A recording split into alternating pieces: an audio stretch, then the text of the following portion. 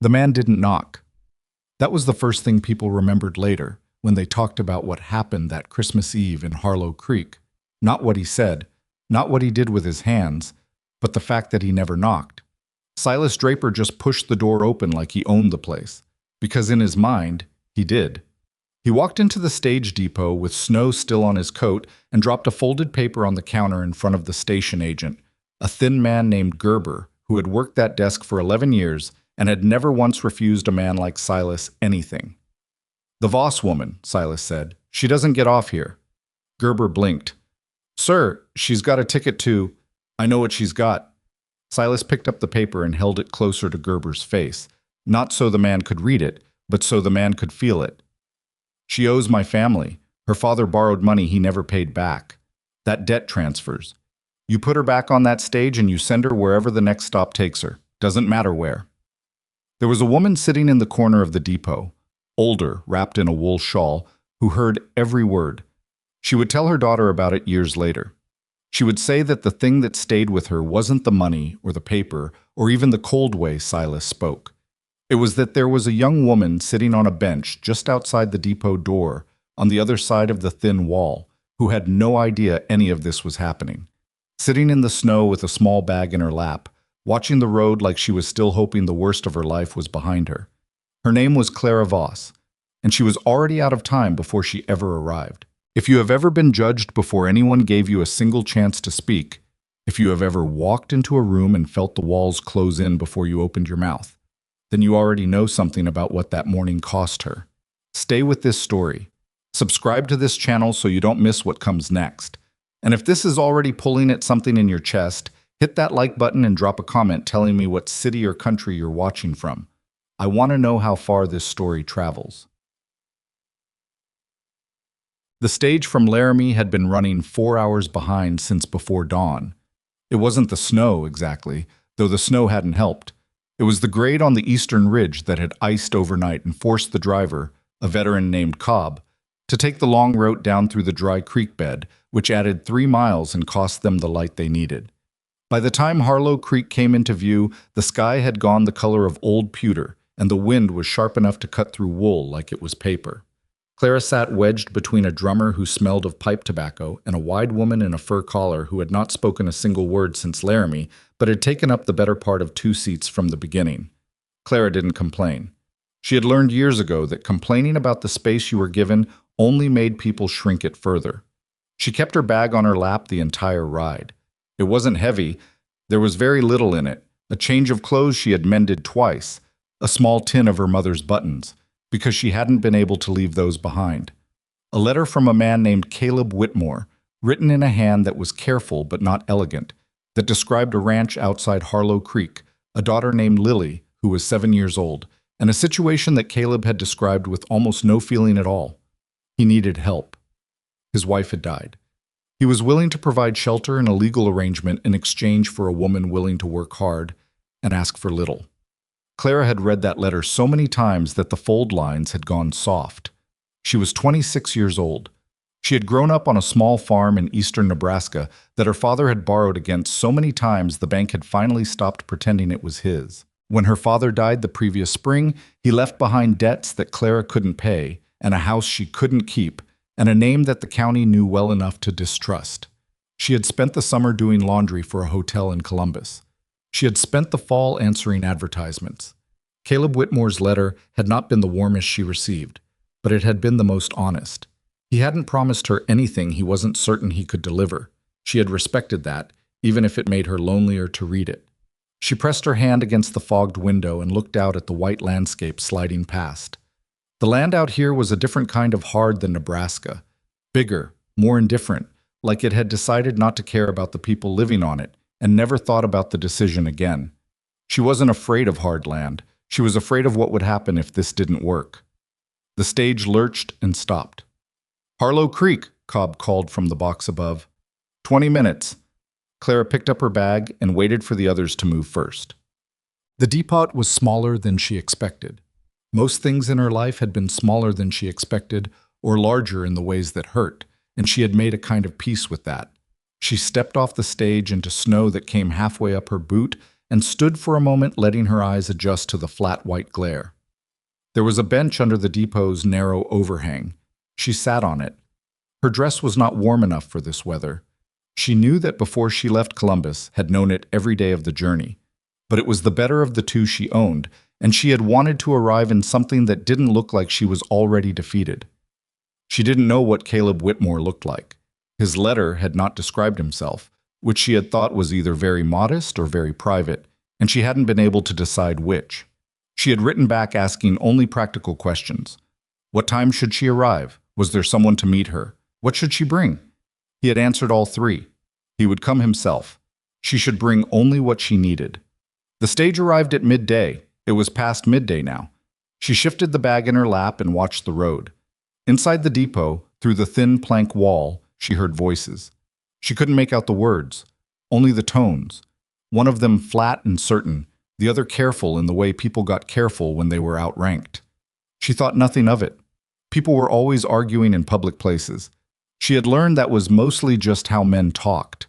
The door opened and an older woman came out, wrapped in a shawl, and stopped when she saw Clara. The woman looked at her for a moment with an expression Clara couldn't name. Not pity, exactly. Something behind pity. "You the bride?" the woman asked. "I'm Clara Voss," Clara said. The woman pressed her mouth together. "You ought to know," she started, and then stopped. Started again.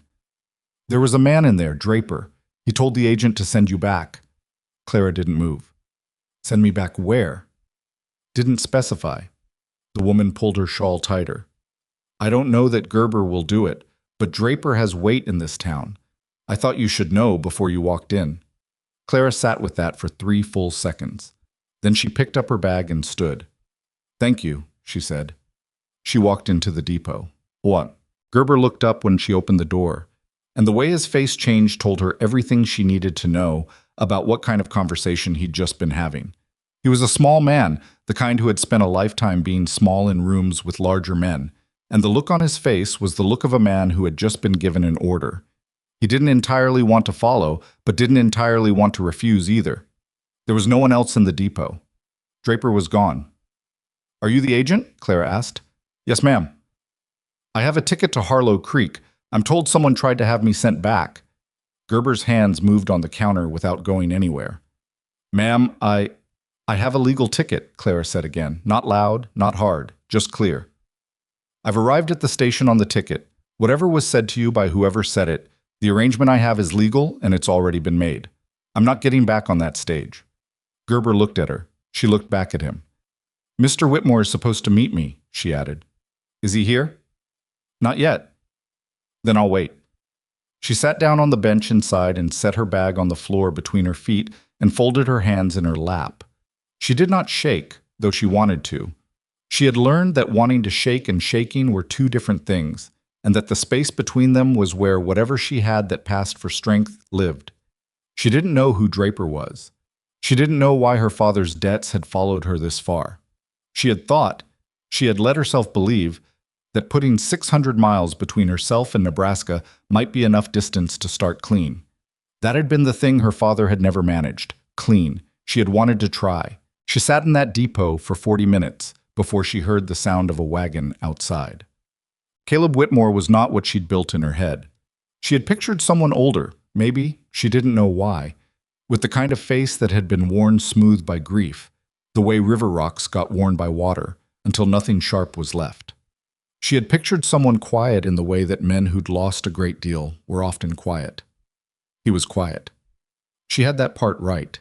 But he wasn't smooth. He was 34, and he looked like a man who had been working his body past what it could carry since before it had any business doing that. And the lines in his face weren't from age. They were from weather and tension and something behind his eyes that he'd never figured out how to put down. He came through the depot door with snow on his shoulders and stopped when he saw her and did not say anything for a moment that went on one beat too long. "Miss Voss?" he said. Not a question. "Mr. Whitmore." He looked at her the way she had expected people to look at her, taking in the dress, the single bag, the way she'd been sitting there already, like she was braced for whatever came next. She watched him do it. She had stopped trying to hide what that kind of look cost her, because hiding it took energy she didn't have. but she also didn't let it land on her face. Stage was late, he said. Yes. I was told there was some trouble with Draper. She hadn't expected him to know that. He spoke to the agent, she said. I don't know what exactly he told him. I told the agent I wasn't getting back on the stage. Something shifted in Caleb's expression. Not warmth, exactly. More like a recalibration, like he had set an expectation that had just turned out to be wrong, and he was adjusting without wanting to admit he'd been adjusting. Draper has no business with you, Caleb said. Whatever your father owed him, that's done. I didn't know that for certain until you just said it. He picked up her bag before she could reach for it, which surprised her. He didn't offer his hand or say anything else. He just turned for the door, and she followed. The ride out to the ranch took the better part of an hour. Caleb didn't talk much, and Clara had decided before she arrived that she would not try to fill silence that the other person had chosen. She watched the land instead. It was brutal out here in a way she hadn't entirely prepared for. Not violent, just enormous. The kind of land that made you understand immediately that you were not the point of any of it. She found that almost restful, in a strange way. She had spent enough of her life trying to be somebody's point. He asked her twice if she was cold. She said she was fine both times, which was mostly true. Halfway to the ranch, he said, without looking at her, I want to be honest with you before we get there. All right, she said. This is a hard place. The work is not easy, and the winters don't let up until they're ready to. He kept his eyes on the road. I'm not an easy person to live with. My daughter is 7, and she's had a rough 2 years, and she doesn't warm up to people quickly. Clara waited. I'm not offering you romance, he said. I think you knew that from the letter. I did. What I'm offering is work and a roof and fair treatment. That's more than some offers, she said. He glanced at her then, quick, like he hadn't meant to, and then looked back at the road. He said, which was not agreement and not dismissal, just acknowledgement that she'd said something real. They rode the rest of the way in silence. The cabin was larger than she'd expected, which caught her off guard, and then she walked inside and understood. It was large the way that hollow things were large. There was room in it that had once been filled and wasn't anymore. She could feel it the moment the door closed behind her. Not bad exactly, just emptied. Like a house that had been holding its breath for 2 years and hadn't yet decided whether to let it out. A little girl was sitting at the table. She had her father's coloring, dark hair, serious eyes, and she was watching Clara with an expression that was not unfriendly so much as precisely withheld. Lily, Caleb said, this is Miss Voss. Lily looked at Clara's bag, then at Clara's dress, then up at her face. Children were never subtle about the looking, and Clara had never minded. Adults stared just as hard and pretended they weren't. You're smaller than I thought, Lily said. Most people are, Clara said. Lily considered that. Papa said you were coming to help. That's what I'm here for. What can you do? Caleb started to say something, but Clara spoke first. I can cook and mend, and I can read pretty well. I can teach you things if you want to learn them. I'm a decent shot with a rifle, though I haven't had much practice lately. She paused. I'm also good at being quiet when quiet is what's needed. Lily looked at her for a long moment, then she looked at her father, then back at Clara. Okay, she said, as if the decision had been entirely hers, which Clara suspected in the ways that mattered most, it probably was. Caleb set her bag down near the room he showed her, small, off the kitchen, with a narrow bed and a window that faced west. He told her supper was usually at 6. He told her she didn't have to start anything today if she was tired from the road. Then he went out to the barn, and she was alone in the small room with her bag and the low sound of wind at the window and the smell of wood smoke coming through the walls. She sat on the edge of the bed. She pressed her hands flat against her knees and took one slow breath. She had not been sent back. She was still here. That was enough for now. That was exactly enough. Outside the window, the snow was still coming down, quiet and indifferent, covering everything that had been there before and making the ground look clean. She watched it for a minute, and then she got up and went to help with whatever needed doing. She didn't sleep well that first night. It wasn't the bed. The mattress was thin, but she'd slept on worse. And it wasn't the cold, though the cold came in through the window frame in a way that suggested whoever had built this cabin had been thinking more about speed than about winters. It was the silence. Or not quite silence. The particular quality of quiet that settled over a house where people were carefully not making noise at each other. She could hear Caleb moving in the main room long after Lily had gone to bed, the low creak of the floorboards, the occasional sound of something being set down. He wasn't loud. He was just present in the way that a man carrying something heavy was present, even when he wasn't moving. She lay on her back and stared at the ceiling and thought about the fact that Silas Draper had tried to have her removed before she'd even stepped off the stage. She thought about what that meant, that someone had cared enough about her father's old debts to follow them all the way out here, to make a trip to the depot on Christmas Eve and lean on a frightened agent. That wasn't about money. That was about something else. Control, maybe. Or the particular pleasure some men took in making sure a person who was already down stayed that way. She turned onto her side. She would need to find out more about Draper. Not to fight him. She wasn't foolish enough to think she had anything to fight him with, but to understand the shape of the problem she'd walked into. In the morning, she got up before anyone else. The kitchen was cold, and the wood box beside the stove was down to 3 split pieces and some scraps. She found the wood pile out the back door under a lean-to roof, brought in enough to last the day, and had the stove going by the time the sky outside the eastern window started to lighten from black to gray. She found flour and salt and a can of lard and a half-empty jar of dried apples that had been pushed to the back of the shelf like someone had forgotten it was there. She soaked the apples in water while the stove heated, made biscuit dough from memory, and by the time she heard the first sounds of movement from inside the cabin, she had biscuits in the pan and the apples going soft in a pot, with a little sugar scraped from the near-empty cone she found on the top shelf. Lily appeared in the kitchen doorway, still in her nightclothes, hair loose and tangled, and stopped. She looked at the stove. She looked at Clara. She looked at the pot. "What is that smell?" she said. Not quite a question. "Apples," Clara said. "You like apples?" Lily came 3 steps closer and leaned over the pot without touching it, which showed some sense. "We had those in the back of the shelf for a long time," she said. "I know, they're still good. Papa said they were too old. People say that about a lot of things that are still perfectly fine." Clara moved the pot to the cooler side of the stove so the apples wouldn't catch. "Go put your socks on. The floor's cold."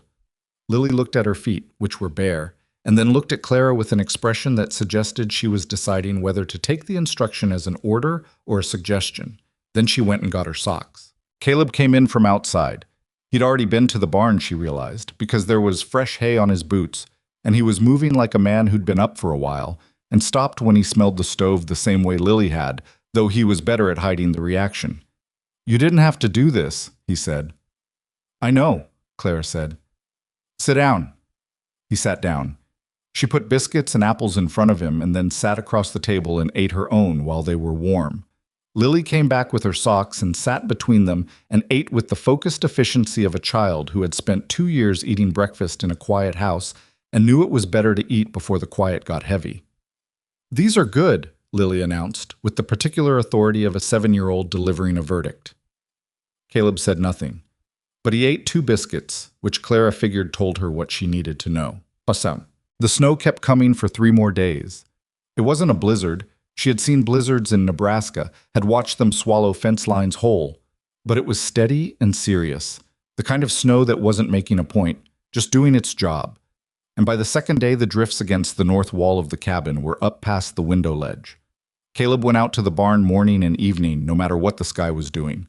Clara watched him through the window the first time, the way he hunched his shoulders into the wind without fighting it, just leaning through it, and she thought that was probably how he did most things. She found the shape of the house in those 3 days. Not its rooms, she had those figured out quickly enough, but its rhythms. Who did what and when, and how much space the silences took up between things. Caleb worked. That was the simplest way to say it. He worked from before light to after dark, and the work was physical and relentless, and she could see it in his hands, which were the kind of hands that had been used hard enough and long enough that they'd thickened at the joints and never quite relaxed. He didn't ask for help, and he didn't explain what he was doing, and he didn't make small talk. Lily was different. Lily had the contained watchfulness of a child who had learned to read rooms carefully, but underneath it there was something that hadn't been shut down yet. Curiosity, she thought, or something close to it. The little girl would come and stand near her while she was working and not say anything for a while, and then ask a question so direct it almost knocked Clara sideways. The first one came on the second day, while Clara was mending a tear in one of Caleb's work shirts. "Did you have a mama?" Lily asked. Clara kept her eyes on the needle. "Yes." "Where is she?" "She died. When I was about your age, actually." Lily was quiet for a moment. "Who took care of you?" "My father, for a while. Then myself, mostly." Clara pulled the thread through. "People figure it out." "Did you cry a lot?" She thought about that. It was the kind of question that deserved honesty, even though honesty wasn't tidy. "Some. Not where other people could see." Lily considered this with the gravity she seemed to bring to most things. "I cry in the barn sometimes," she said, "so Papa doesn't hear." Clara set the shirt down. She looked at Lily directly, because the girl deserved to be looked at when she said something like that. "That makes sense," she said. "You don't want to worry him." "He already worries," Lily said. "He just doesn't say." Clara picked the shirt back up. "You're pretty sharp, you know that?" Lily's expression shifted. Not quite a smile, but close enough that you could see where one would fit if she decided to let it. "Papa says I ask too many questions." "People who ask questions are the ones who figure things out," Clara said. "Don't let anybody talk you out of it." By the fourth day, the snow had slowed to flurries, and Clara had learned where everything in the cabin lived and what condition it was in. The answer to the second part was not good, in a lot of places. Not broken down, not dangerous, just the kind of neglect that crept in when a person was keeping things running on their own with no time left over for the things that didn't immediately matter. A leather hinge on the cellar door that needed oil. A gap in the caulking around the north window she could feel with her hand. 3 of Lily's dresses that had been let out at the hems with stitching so uneven it must have been done by someone who either couldn't see well or had never done it before. She started with the things she could do quietly and without making a production of it. She didn't say anything to Caleb. She just did them. On the 5th morning, he came in from the barn earlier than usual and found her working on the cellar door hinge with a rag and a tin of linseed oil she'd found on the shelf in the barn, and he stood in the doorway of the kitchen for long enough that she looked up. "That's been stiff since September," he said. "I know. I could feel it when I went down for the potatoes." She kept working. "It'll be fine once the oil gets in." He didn't say anything else for a moment. Then, "I was going to get to that." "I'm sure you were," she said, which was not sarcastic and not agreeable, just the truth that both of them understood, which was that he had 16 other things ahead of it on the list, and it would have stayed stiff until spring. He went and poured himself coffee. He didn't leave the kitchen.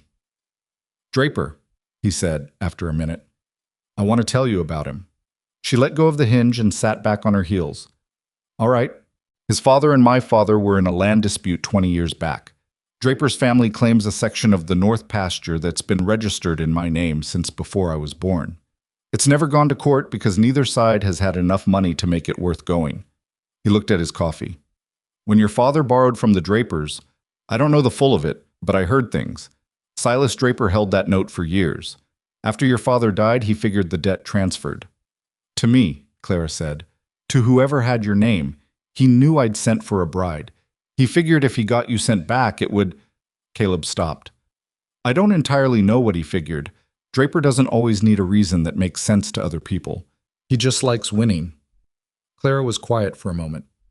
"Does he know I didn't leave?" "Everybody in Harlow Creek knows by now." He said it flatly, like that was a fact with no emotional content, which she suspected meant it had quite a lot. "And what do they think?" He looked at her then, direct, which he usually wasn't. "They think I sent away for a woman and got less than I bargained for." She held his gaze. "Did you?" He looked back at his coffee. "Ask me again in the spring," he said. It wasn't kind, but it was honest, and she had already decided that honest was what she was going to have to work with. Lily had a reading primer that was 3 years old and falling apart at the spine, and no one had been working through it with her in any consistent way since her mother died. Clara figured this out not from anything Caleb said, but from sitting down with Lily on the 6th evening and asking her to read a page aloud.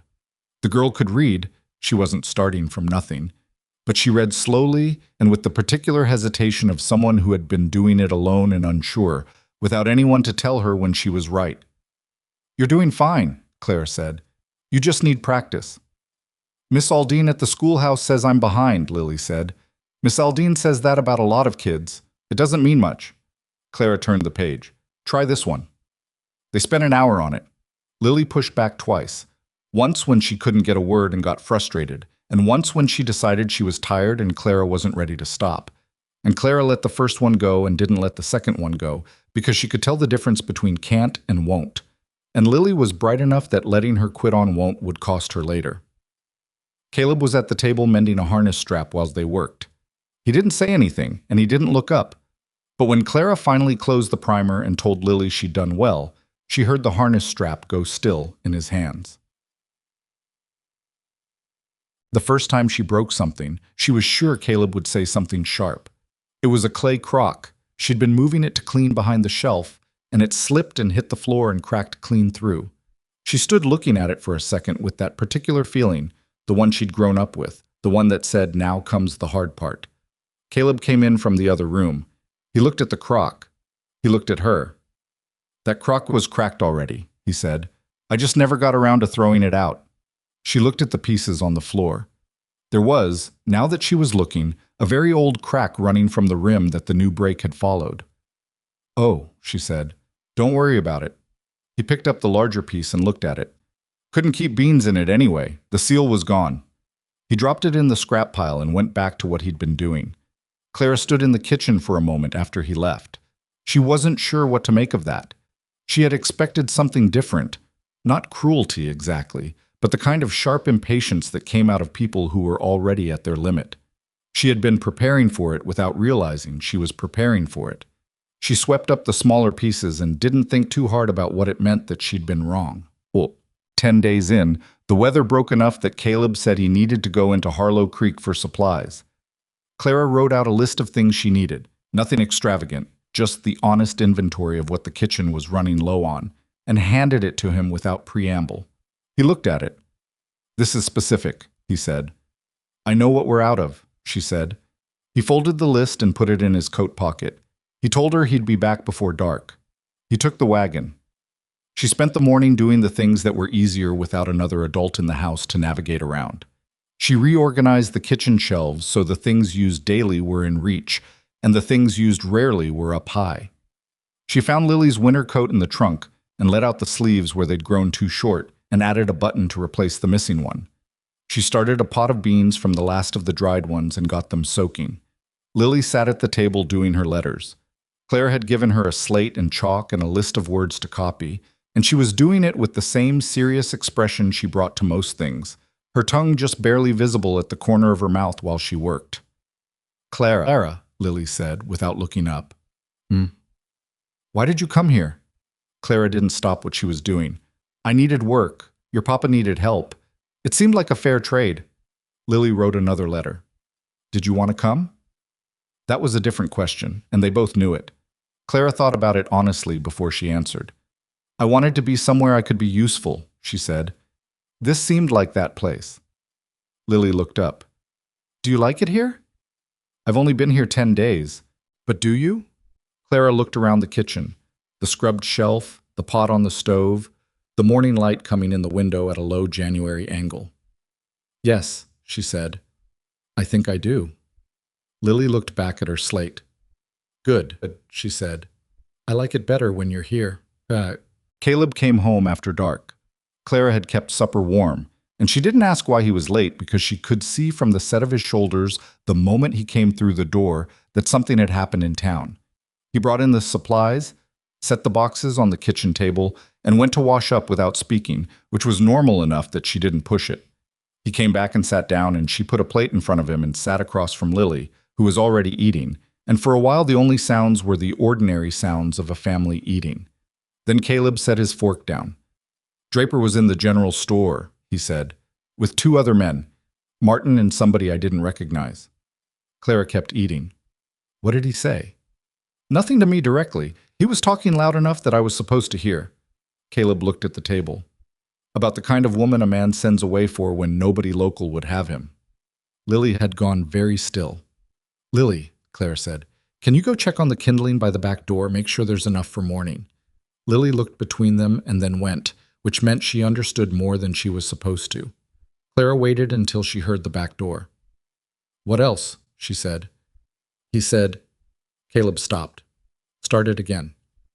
He said a woman who arrives with nothing is worth exactly that, and that the only reason a man takes in that kind of woman is because he's too weak or too poor to do otherwise. The fire in the stove made its small sounds. The wind was back up outside. "And what did you say?" Clara asked.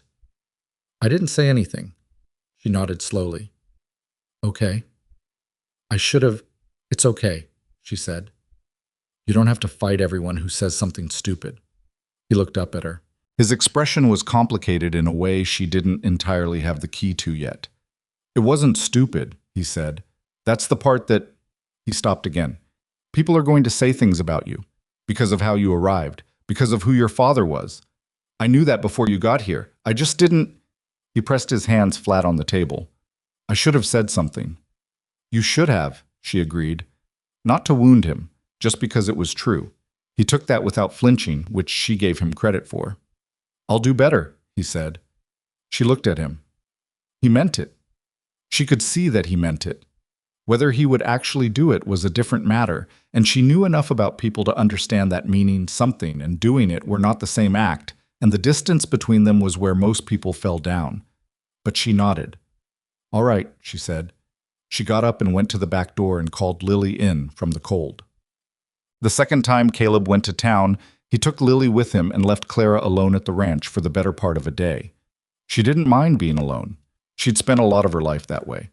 But there was a quality to being alone in someone else's house that was different from solitude, a kind of tentativeness, like she was borrowing space that still had another shape's impression in it. She went into the room that had been Caleb's wife's.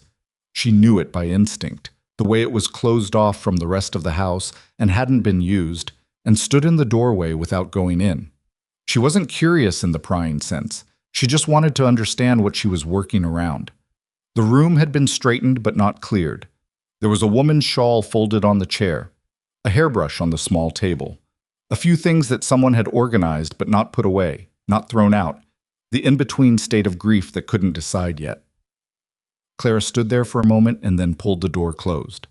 She thought about the hairbrush all afternoon, not because it bothered her, but because it told her something about the shape of the grief in this house, that it was still present, still taking up physical space, still being accommodated. She was not jealous of a dead woman. She didn't have the right to be, and she didn't feel it anyway. But she understood that she had not arrived into a vacancy. She had arrived into a wound, and the house was still organized around it. She needed to know that. She needed to stop forgetting it when things went smoothly. They came back from town in the afternoon, Lily with pink cheeks and a small paper bag that turned out to contain lemon drops from the general store, which she offered to Clara with the magnanimous generosity of someone who has decided you have been adequately evaluated and found acceptable. "Mr. Harmon at the store said to say hello," Lily said. "I told him you made biscuits." "Did he need to know that?" "He asked what you were like." Lily extracted a lemon drop and considered it. "I said you were small, but you weren't scared of anything." Clara looked at her. "That's not entirely accurate." "What are you scared of?" Caleb came in from the barn and hung his coat without looking at either of them, but his head tilted slightly, the way a person's did when they were listening to a conversation they'd decided to pretend they weren't following. "Not having enough," Clara said. "Not enough food. Not enough warmth. Not enough time." She thought for a moment. Not mattering to anyone. The kitchen went quiet. Lily unwrapped another lemon drop. "You matter to me," she said simply, the way children said things that cut straight through to the center without meaning to be devastating about it. Caleb turned from where he'd been hanging his hat. He looked at his daughter. Then he looked at Clara, just for a second, and she caught the edge of something moving across his face before he turned away and went to check on the stove. She looked down at the potato she'd been peeling. Her hands had gone still without her noticing. She started peeling again. January turned the corner and kept going. Clara developed a routine that fit itself into the gaps of Caleb's without either of them having to say much about it. She was up first, had the stove going, had something warm on the table before he came in from the morning barn check. She worked through the morning on the house, cleaning, mending, organizing, and spent part of the afternoon with Lily on lessons. Lily was advancing faster than Clara had expected, Not because the girl hadn't had ability before, but because she'd lacked consistency, and consistency turned out to be the thing she needed. In the evenings, Caleb usually worked in the barn or at the table on the ranch's accounts, which were kept in a ledger with a cracked spine and handwriting that got tighter and harder to read the further into it you went, as if the man who was writing had been trying to take up less and less space on the page. Clara didn't ask to look at it, but she could see from what she could see that things were close. Not catastrophic, just close, the way things were when a person was doing everything right and the margin was still thin. She stretched the food further than it should have gone by being careful in ways that didn't show. Less lard in the biscuits than the recipe wanted, but made up for by the heat of the oven. The vegetable soup made from the trimmings and bones that would have otherwise been discarded, seasoned well enough that no one asked why it tasted different. She'd grown up doing this, and she did it without thinking, the small economies that were invisible unless you were looking. Caleb was looking. She could tell not by anything he said, but by the fact that he'd stopped saying anything when he sat down to eat. There was a difference between a man who was silent because he wasn't paying attention and a man who was silent because he was paying attention and didn't know what to do with it yet. She let it be. She didn't need him to name it. The morning the weather finally broke enough to feel different. Not spring, not even close, but a shift in the angle of the light that promised the worst was past. Lily came running in from outside where she'd been playing in the snow and grabbed Clara's sleeve without explaining herself and pulled. "Come look," she said. Clara let herself be pulled out the door and around the side of the cabin to the south wall, where the snow was thinner because the sun hit it longer, and where Lily was pointing at something in the ground near the foundation stones. It was nothing yet. Just the very beginning of a green tip pushing up through the frozen dirt. A bulb, some kind of bulb that had been planted at some point and hadn't been killed by the winter entirely. "Something's growing," Lily said, with the full conviction of someone announcing a miracle. Clara crouched down and looked at it. The tip was barely the size of her thumbnail, pale green and slightly translucent, the way new things were before they hardened up. "Somebody planted those," Clara said, "a while ago." Lily crouched beside her. "Mama did," she said. "She planted flowers all along this side. Papa said they never came back." She was quiet for a moment. "But this one did." Clara looked at the small green tip. She thought about the room with the shawl on the chair and the hairbrush on the table. She thought about the ledger with the handwriting going smaller and smaller.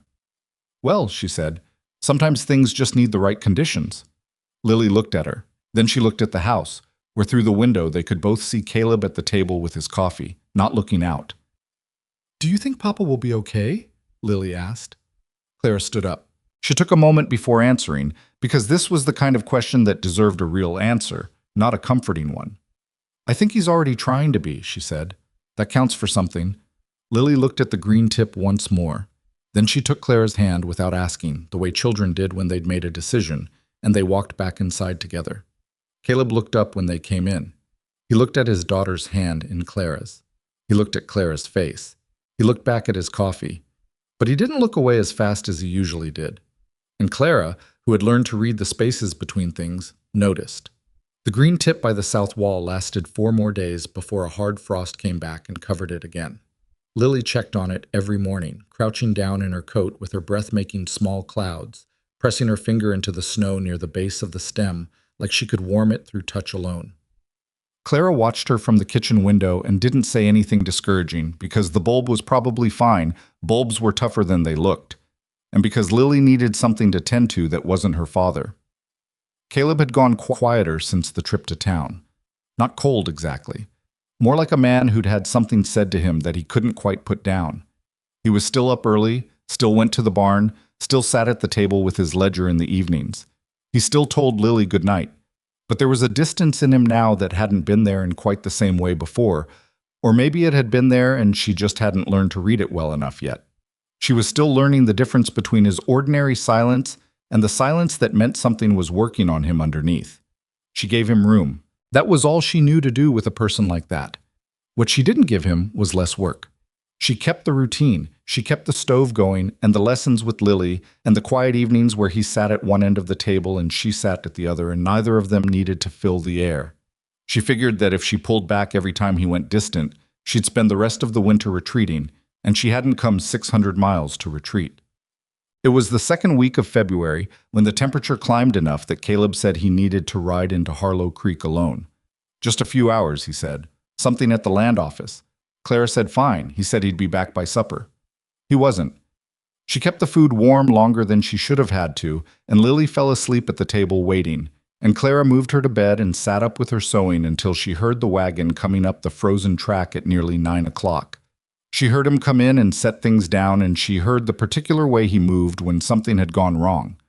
Not loud, not clumsy, just slightly heavier than usual, like he was carrying more than what he'd brought back. She came out of the kitchen doorway. He was standing with his coat still on, a folded paper in his hand, looking at the table like he hadn't decided yet whether to sit down. "What happened?" she said. He set the paper on the table. "Draper filed a claim on the north pasture." She came closer. "When?" "2 weeks ago, apparently. I just found out because Reeves at the land office finally got around to sending me notice." He pulled out the chair and sat down, still in the coat. "He's using your father's debt as leverage. Claims my father promised him land as collateral when the Voss note transferred." Clara sat down across from him. She looked at the paper without touching it. "That's not a legal claim." "It might not be, but fighting it means a lawyer, and a lawyer means money I don't have." He put his hands on the table. They were cold. She could see it in the color of his knuckles. "I spent 2 hours with Reeves going through the records. The original deed is solid, but Draper has a piece of paper with your father's name on it, and he's arguing it covers more than it does." Clara looked at him. "Caleb, the note my father signed, do you know what it was actually for?" He looked at her. "Do you?" "Not exactly. My father didn't tell me the details of anything he borrowed, but I know he borrowed from the Drapers more than once. The last time was when the farm was failing. I think Silas may have let him believe the terms were different than they were. My father wasn't sharp about money. He trusted people he shouldn't have." Caleb was quiet for a moment. "Draper mentioned you today." She waited. "He was at the land office when I came in. He knew I'd be there. He said—" Caleb stopped. His jaw shifted. "He said a man who brings in a penniless woman from nowhere and then loses his land has nobody to blame but his own poor judgment." Clara said nothing. "He said it loud. So Reeves could hear it." She let a moment pass. "And what did you say?" He looked at his hands. "I told him to mind his business." "Good." "It didn't—" He stopped. "People were looking. Martin was there, the woman who runs the dress shop. They all heard him." He looked up. "I hate that they look at you like that. Without even knowing you, without you having done a single thing to deserve it." It surprised her. Not that he'd said it, but how he said it. Like it genuinely bothered him, the injustice of it, not just as a problem with his reputation, but as a thing that was wrong. She looked at him for a long moment. "That's how most things work," she said quietly. "People decide what you're worth before you've had a chance to show them." "It's wrong." "Yes, but being right about that doesn't fix the land claim." He almost smiled at that. It didn't quite get there, but she could see the edge of it. "No," he said, "it doesn't." She got up and put his supper in front of him. He ate it cold without complaining. She sat back down across from him and they went through the paper together, she reading carefully, he pointing out the sections Reeves had flagged, and they talked about it practically until almost 11, when she finally said she thought they should sleep on it and look at it again with clearer heads. He looked up from the paper. "You read legal documents," he said. Not an accusation, more like he was updating some internal register. "I had to learn," she said. "My father's creditors used a lot of paper. If you didn't read it, they could say it said anything." He looked at her for a moment. "What else did you have to learn because of circumstances?" She thought about it. "Most things," she said. He nodded slowly, like that answered something he hadn't realized he'd been asking. 3 days later, Caleb made a decision she hadn't expected. He came in from the barn on a morning when the sky was doing something complicated, gray breaking to pale blue in the east, the kind of light that came before the weather made up its mind, and told her he was going to talk to an attorney in Laramie. Not a local man. He wanted someone outside of Draper's reach. "That's 2 days' ride," Clara said. "I know." "In February." "I know that too." She looked at him. He looked back at her, steady in the way he got when he decided something and wasn't going to be argued out of it. "I'll be gone 3 days," he said. "Maybe 4 if the road's bad coming back." Lily and I will be fine, Clara said. I know you will. He paused. I'm not saying it because I doubt you. She understood that. She nodded. He left the next morning before light. Clara stood on the porch with Lily and watched the wagon disappear into the gray and white of the early morning, and Lily stood very still beside her until she couldn't see it anymore. He'll come back, Clara said. I know, Lily said, with the particular certainty of a child who had learned to say certain things out loud as a way of making them more true. They went inside and Clara made oatmeal, and they sat together at the table and started Lily's lessons earlier than usual, because that was what you did when the house felt large and empty. You filled it with something purposeful. The 4 days were not easy, but they managed. The temperature dropped on the second night and Clara went out to check on the animals herself, something she hadn't done before, and she didn't do it perfectly. She'd grown up with a few pigs and chickens, not cattle and a horse, but she did it well enough, and she figured out the things she didn't know by paying attention and not rushing. Lily helped where she could, serious and focused, handing things and holding things and asking questions that Clara answered honestly, even when the honest answer was, I'm not sure, let me think. On the third night, Lily woke from a nightmare at 2 a.m, crying quietly in the way she did when she was trying not to make noise about it. Clara heard her through the thin wall and went in and sat on the edge of her bed, and Lily pressed herself against her side without being asked, and Clara put her arm around the small weight of the child and stayed until she felt the breathing even out, and then stayed a little longer after that. She sat in the dark of Lily's room and listened to the wind outside doing what wind did in February in Wyoming, which was to remind you that the cold wasn't personal, but it was thorough. She thought about her own childhood, the nights after her mother died when she'd lain in the dark and listened for sounds that weren't there anymore, the way silence could be a presence all its own. She thought, this child needs more than the arrangement her father made. She had known that for a while. She just hadn't let herself say it plainly until now, in the dark, with Lily asleep against her shoulder. Caleb came back on the 4th day, late afternoon, looking road-worn and cold, but with something slightly different in the set of his face. Resolved, maybe. He'd seen the attorney. The attorney believed the deed was solid, but said there would be a process, and it would take time and the cost would be real. How real? Clara asked. He told her the number. She didn't flinch. She'd heard worse. Can you cover it? Not without selling something. What can you sell? There's the Barton filly. She's ready. I was going to sell her in the spring anyway. He sat down. He looked tired the way travel tired you when you were already carrying too much before you left. Draper knows the situation, I think. He's been watching the ranch. Martin told me as much. Martin's not a friend of Draper's. He was letting me know. Clara filed that away. Martin had been at the land office. Martin had let Caleb know. She thought about the geometry of small towns, who owed who watched who, which alliances were real, and which ones were just convenient. There's something else, Caleb said. She looked at him. Draper's making noise about the marriage arrangement, says it isn't properly registered. He's got someone looking into whether the filing was done correctly in Cheyenne. Clara sat back.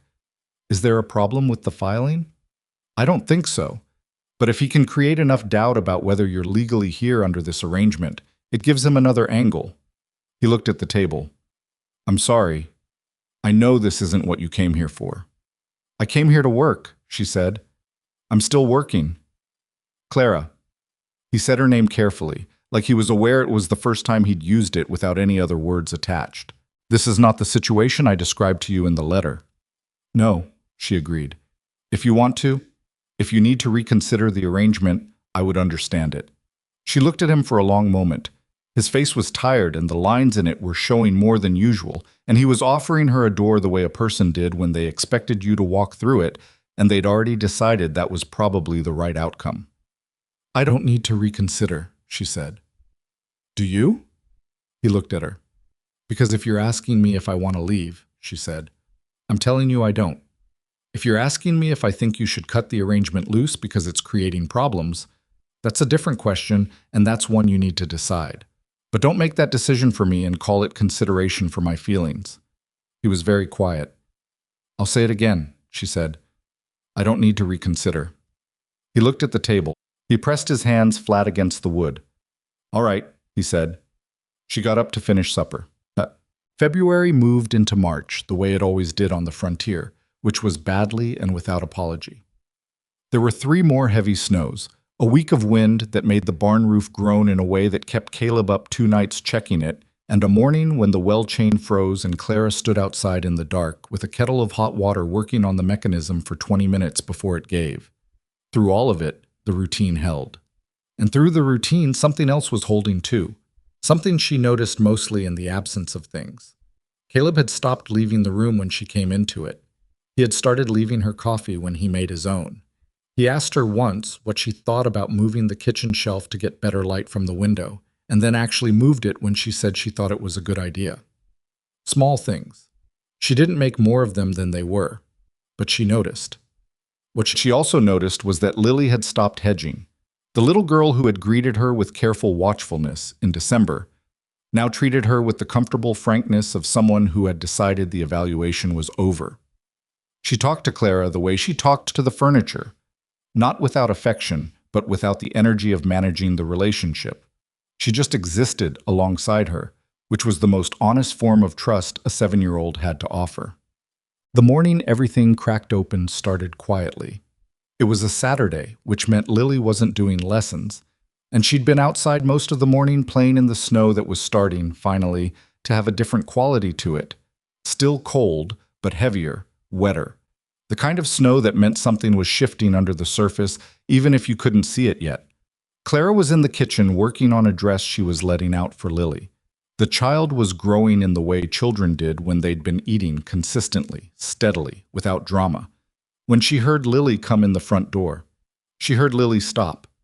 Then she heard Lily's voice, quiet and urgent in the way that meant something had shifted. "Don't go." Clara set down the dress. She heard her own name. She went still. She moved to the doorway between the kitchen and the front room, staying just inside it, not stepping through. Caleb was in the front room. He'd come in from somewhere. She hadn't heard him. She'd been focused on the sewing. And Lily had come in behind him, and now Lily was standing between him and the door, with her coat still on and snow still in her hair. "I'm not going anywhere," Caleb said. He sounded confused. "Lily, I just came in from the barn." "I heard you and Mr. Martin," Lily said. "Outside. He said she was going to leave." Clara stayed very still in the doorway. Caleb crouched down to Lily's level. "What did you hear?" "He said people in town are saying she'll go, because of Draper, because of the land." Lily's voice was doing the thing it did when she was holding herself steady with an effort. "He said most women wouldn't stay for this." Caleb looked at his daughter. "And what do you think?" "I don't want her to go." Lily said it the way she said the things she was most certain about, simply, without decoration. "She's the only person since Mama who—" She stopped. She pressed her lips together. "She taught me about the bulb. She stayed when I had the nightmare. She doesn't talk to me like I'm little." She looked at her father with an expression that was almost accusatory. "And you've been weird ever since town, and I don't want her to go because of you being weird." Caleb was very still. Clara felt the words hit her somewhere specific and real. Not the content of them, though that was enough, but the fact that a 7-year-old had said them out loud, had said them to her father, which was the braver act of the two. She stepped back into the kitchen. She sat down. She pressed her hand flat on the table. She heard Caleb say quietly, "I'm not going to make her go." "Promise," Lily said. A beat. "I promise." She heard Lily's boots go toward her room. She heard the door click. She heard Caleb stay in the front room for a long moment without moving. Then she heard him come to the kitchen doorway. She didn't look up right away. She picked up the dress and looked at the seam she'd been working on, though she wasn't really seeing it. "You heard," he said. "Some of it."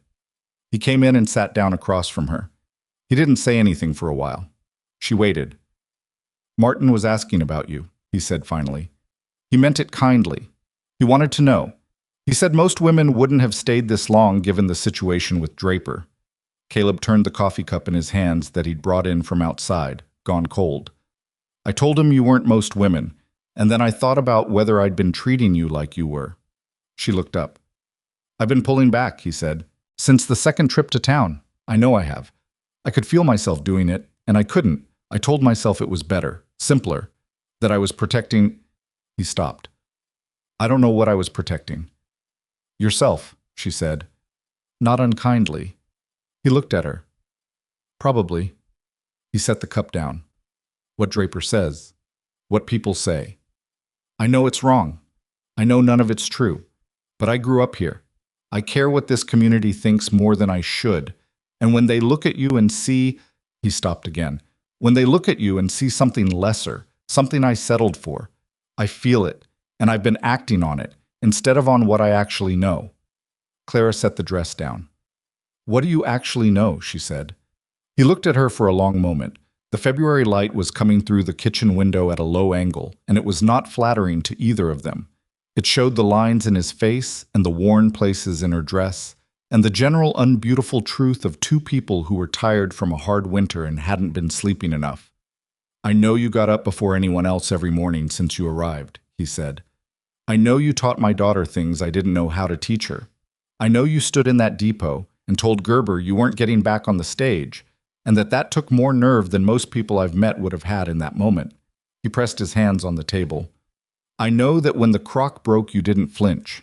I know you read legal documents. I know you went to the barn in the dark when I wasn't here and did it right the first time. He paused.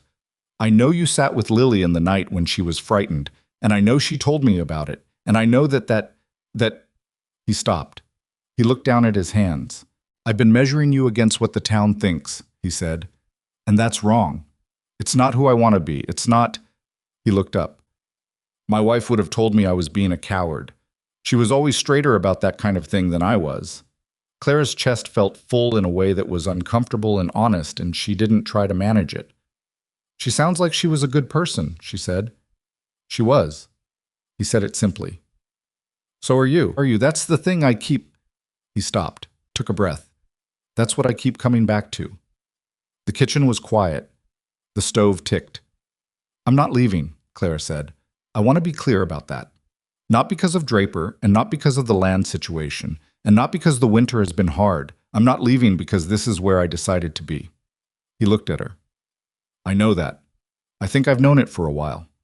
He was quiet. I've been afraid that I didn't deserve it. She looked at him for a long moment. He was not a man who said things like that easily. She could see it in the way it sat on him, the discomfort of having said it, like he'd put something down in public that he'd been carrying privately for a long time. You don't have to deserve it, she said. You just have to stop getting in the way of it. He almost laughed. Not quite, but she heard it in his exhale, the thing that might have been a laugh if he'd let it. That afternoon, while Lily slept, she'd tired herself out from the emotion of the morning, Caleb went to the barn and stayed there a long time. Clara was folding laundry when she heard him come back in. She heard him go through the front room. She heard him stop outside Lily's door for a moment. Then she heard him go to the small work table near the stove where he kept his tools when he brought things in to mend. She didn't go to see what he was doing. She had learned that he needed to come to things his own way. But later, when she went past the table, she saw a piece of wood on it. Small, carved, rough. Barely begun but shaped in a way that was clearly intentional. She couldn't tell yet what it was going to be. But there were 3 petals roughed out at one end, or what would be petals, she thought, if the hand working them kept going. She didn't say anything about it. She covered it gently with a cloth so the shavings wouldn't spread and went back to her work. Outside the south wall, though she couldn't see it from here, the bulb Lily tended every morning was pushing up again through the softening ground. Slow, persistent, working by instinct towards something it had been reaching for all winter, without anyone needing to explain to it what for. Some things didn't need explaining. They just needed enough time and enough ground to keep going in. The wooden flower sat on the work table for 2 days before Caleb picked it up again. Clara had not moved it. She had not mentioned it. She had recovered it each morning with the cloth and left it where he'd put it, because it was his thing to finish or not finish, and the worst thing she could have done was make it into something by pointing at it. On the 3rd morning, she came out before light as usual to start the stove, and the cloth was on the floor and the carving was gone, and Caleb was already outside. She looked at the empty table for a moment and then started the fire. He came in from the barn with his hands red from the cold and went to the wash basin without speaking. She put coffee in front of him. He sat down. Lily was still sleeping. The child had started sleeping later now that the mornings were fractionally less brutal, the way animals did when the season shifted even before the thermometer showed it. Caleb wrapped both hands around the cup and looked at it for a long moment. "I finished it," he said. "I know," Clara said. "It's not on the table." He reached into his coat pocket and set it on the table between them. It was small, barely the size of her palm, and rough in the way that handmade things were rough, not unfinished but honest about its own making. 6 petals, slightly uneven, one of them a little thinner than the others, which she thought he probably knew and had left anyway.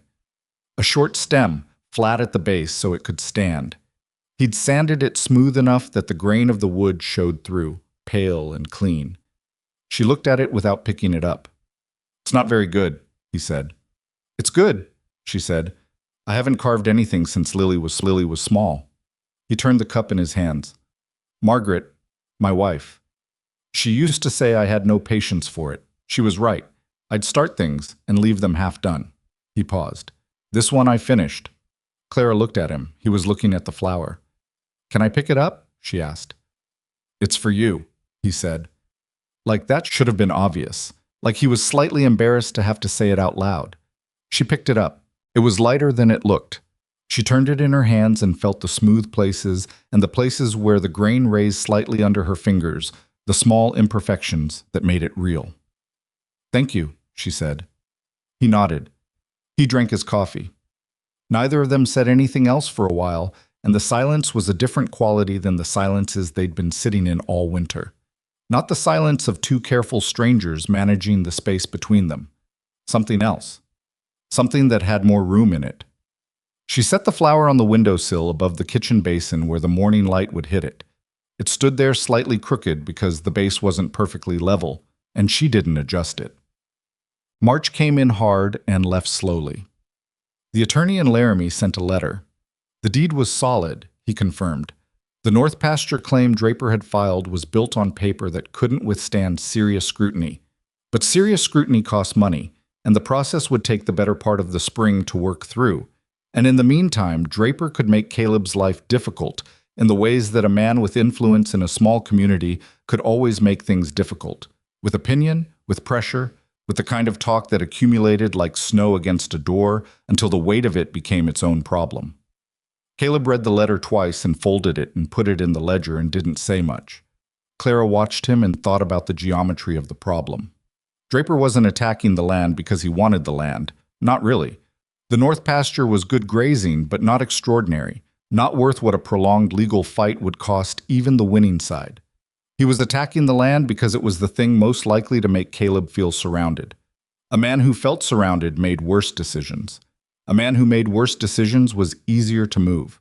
She had grown up around men who operated this way. Her father's creditors had done the same thing. Not because the farm was worth that much to them, but because breaking a man's confidence was often cheaper than actually winning. She said none of this to Caleb, not yet. She was still putting the picture together. What she did instead was go through the ranch accounts herself, at the table on an evening when Caleb was in the barn and Lily was asleep, spreading the ledger pages out, and going through them the way she went through all problems, methodically, without flinching from what she found, looking for the actual shape of things rather than the shape she might have preferred. The actual shape was tight but not broken. The Barton filly sale in the spring would cover the attorney's first payment. The winter feed costs had been held down, partly by the mild stretch in January, partly by the way she'd been stretching the supplies without making a performance of it. There was a shortfall she could see coming in June if the spring grass was late, but that was months away and conditional. She was still at the table when Caleb came back in. He stopped when he saw the ledger spread out. She looked up at him. She didn't apologize for looking at it. He came and sat down across from her. He looked at what she'd done, the small pencil marks she'd made in the margins, the column she'd added at the back page, the calculation she'd worked out for the filly sale timed against the attorney's fee. "You can read accounts," he said. "My father kept bad ones," she said.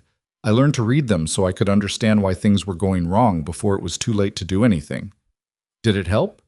She looked at him. "No, but that was because by the time I understood the numbers, the decisions had already been made. He'd already borrowed what he couldn't pay back." She looked back at the ledger. "With these, you're not in that position. You're close, but you're not there. The filly covers the attorney, and if the spring grass comes in on time, June looks manageable. Caleb leaned over the table and looked at the column she'd added. This calculation here. That's feed cost against the projected calf weight at market. It's rough. I don't know enough about the cattle to be precise, but it's in the right range. He was quiet for a moment, reading her numbers. She let him read without explaining further. If the numbers were wrong, she'd want him to tell her. If they were right, he'd know it without being told. They're right, he said.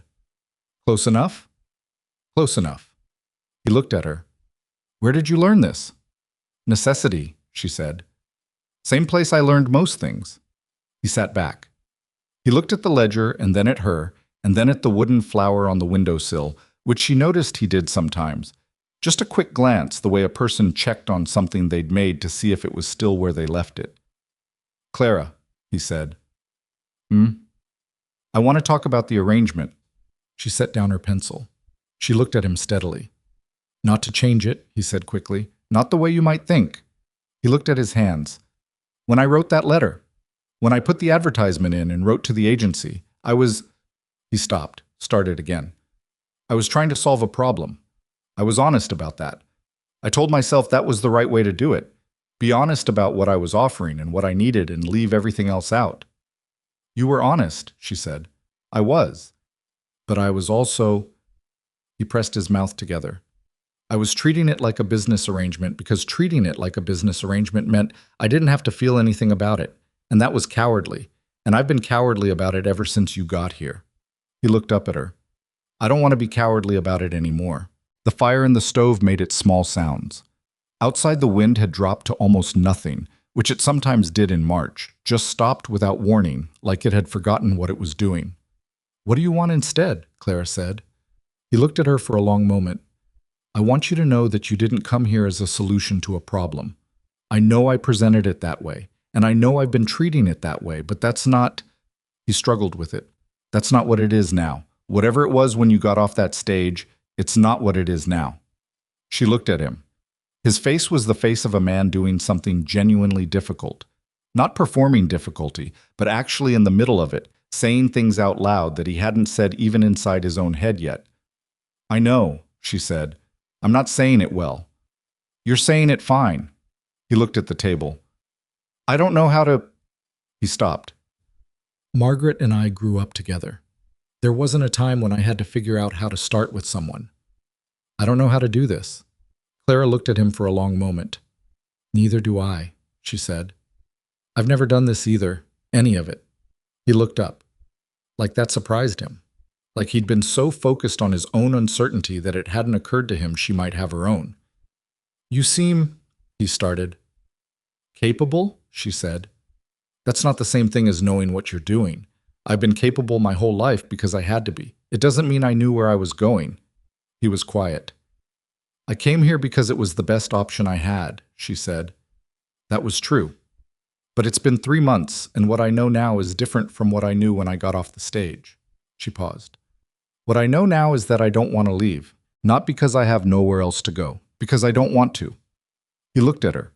The directness of it seemed to land differently than if she'd dressed it in more words. Okay, he said, very quiet. Okay, she said. They sat there for a moment, not touching, not moving toward anything, just sitting with what had just been said and letting it be there without having to do anything about it immediately. That felt right to her. That felt like the right pace for two people who were both starting from scratch. She picked up her pencil. Now, the June shortfall. He almost laughed. This time it got further than the edge. She actually heard it, brief and low, more surprised than amused, but real. All right, he said, and leaned over the ledger again. Boss. The letter from Draper came on a Tuesday. It was not addressed to Caleb. It was addressed to Clara. She found it with the other mail that the Hendersons' boy dropped off when he came through on his weekly circuit. The boy was 12 and had been doing the mail run since his father's leg healed badly after a horse accident and couldn't manage the ride. He handed it to her at the door with the frank indifference of someone who had not yet developed any interest in other people's correspondence, and she took it and said thank you and went inside. She knew the name on the return. She recognized it the way you recognize something you'd been watching for out of the corner of your eye for so long that when it finally appeared directly in front of you, you weren't surprised so much as exhausted. She sat down at the kitchen table and opened it. It was short. 3 paragraphs, written in a hand that was too careful, the hand of someone who had dictated it to a clerk and then signed it. The first paragraph referenced her father by name and described the debt in terms that were not entirely accurate. The second paragraph stated that Silas Draper was willing to settle the matter, the debt, the land claim, all of it, on a single condition, that Clara Voss dissolve the current arrangement with Caleb Whitmore and vacate the property within 30 days. The third paragraph said that if she refused, he intended to pursue every avenue available to him, including a formal challenge to the validity of the marriage arrangement filed through the county court, and that he had already spoken to a judge in Cheyenne who was a personal acquaintance. She read it twice. She folded it. She sat with it for a moment. Then she got up and went to find Caleb. I was in the barn working on a harness buckle that had cracked. She handed him the letter without saying anything. He read it.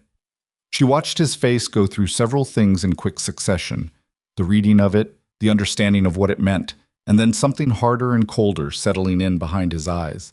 He folded the letter. He set it on the workbench. He wrote to you directly, he said. Yes. He thought you'd be easier to... He stopped. He thought I had less reason to stay, she said. He figured you'd be the harder one to move, so he went around you. Caleb was very still. He's wrong, she said. I want you to know that before you say anything else. He's wrong. Caleb looked at her. I know he's wrong. He said it with more certainty than he'd said most things, and she noticed that. But this changes things, she said. He's escalating.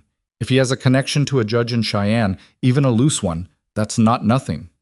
No, he said, it's not nothing. She leaned against the stall door. What do you want to do?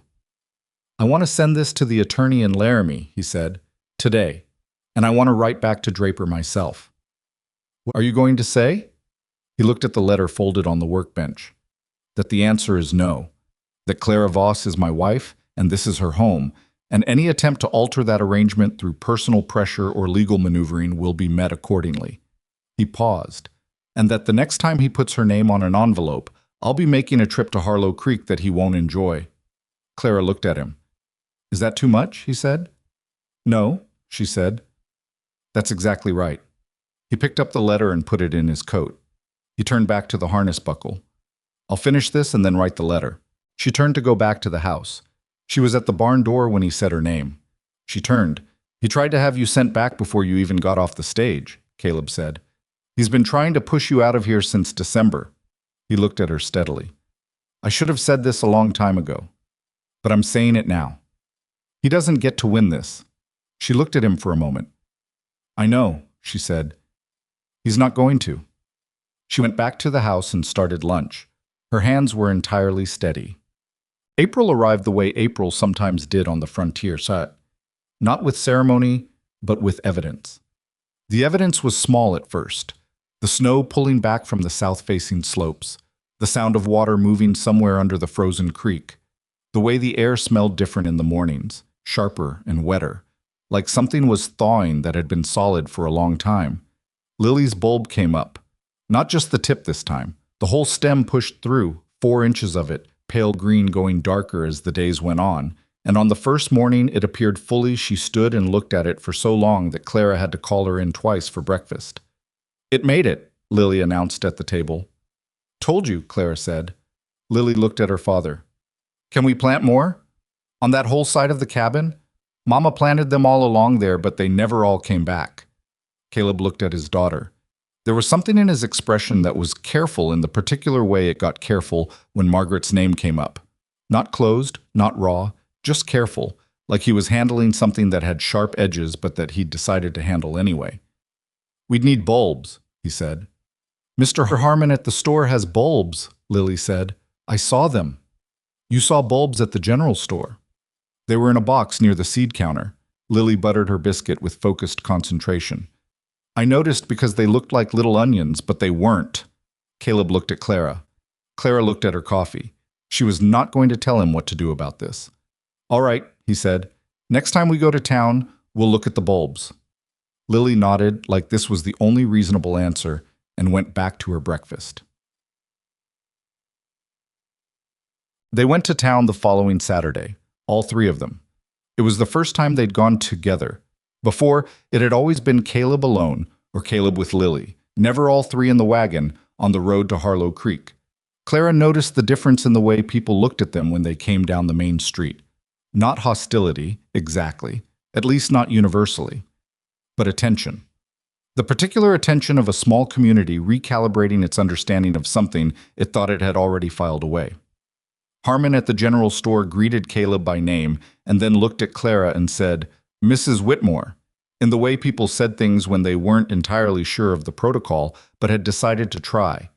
Clara said, "Mr. Harmon," and let it be simple. Lily went directly to the seed counter and found the box of bulbs she'd remembered and held one up for inspection. Harmon came around and told her they were tulips, Dutch ones, that he'd ordered in thinking somebody might want them. Lily asked how many were in a box. Harmon said 12. Lily looked at her father. "We'll take 2 boxes," Caleb said. Lily's face did the thing it did when she was very pleased but was trying to remain measured about it. She put the bulb carefully back in the box. They were at the counter settling the account when Silas Draper came in. He came through the door the same way he went everywhere, without knocking, without looking to see who was there first, with the assurance of a man who had never had a reason to check. He was with the same man she'd heard described as Martin, though Martin hung back near the door with the look of someone who'd already decided he didn't want to be part of whatever was about to happen.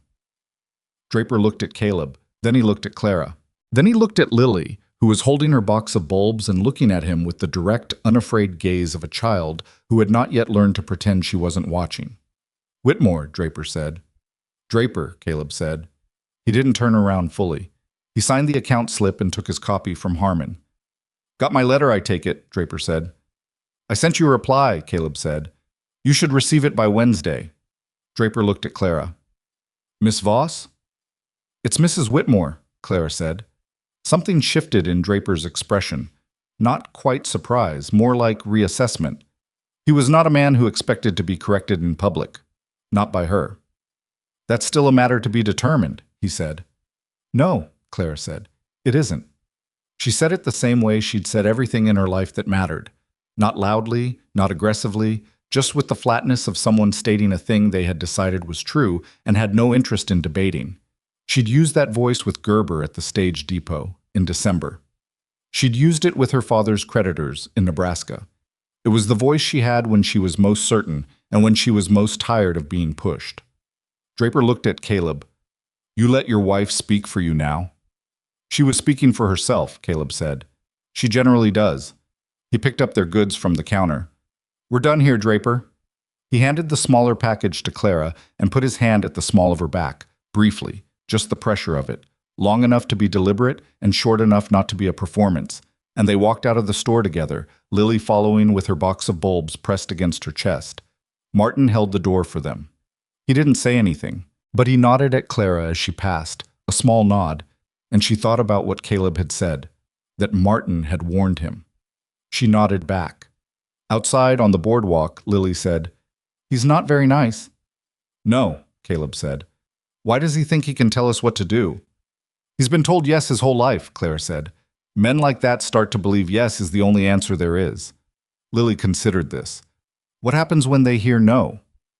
"They get confused," Clara said, "and then they get angry. And then they have to decide what they actually are without the yes to hold them up."